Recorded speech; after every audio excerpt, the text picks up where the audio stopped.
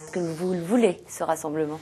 Écoutez, avec lui, avec François Bayrou. D'abord, si on constitue une confédération qui rassemble les centristes, les radicaux, les républicains sociaux, des gaullistes aussi et des indépendants. Jusqu'à Dominique de Villepin?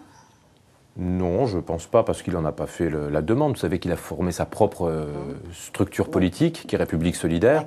Si là, ce sont des personnes qui étaient présentes à Lyon. Si on fait cette confédération, c'est parce qu'on pense effectivement qu'entre le PS et l'UMP, c'est les Balkans. Voilà. Beaucoup de petites formations, parfois même des organisations qui se résument presque à une ou deux ou trois personnes, et que ça ne rend pas le message de l'aile sociale de la majorité audible pour les Français. En revanche, pour nous, il n'y a pas d'ambiguïté sur les alliances. On est toujours dans le cadre de l'alliance de la droite et du centre.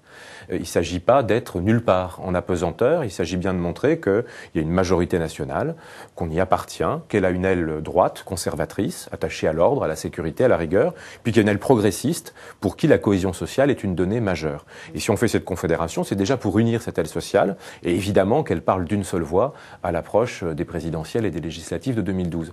Et je dirais donc à François Bayrou que ce qui nous paraît important comme préalable, parce que dire qu'on est plus fort unis que séparés, évidemment. Dire que cette nouvelle force politique doit être indépendante de l'UMP, c'est évident, sinon on ne montre pas qu'il y a bien deux familles. Mais en même temps, il faut qu'on soit très clair sur les alliances.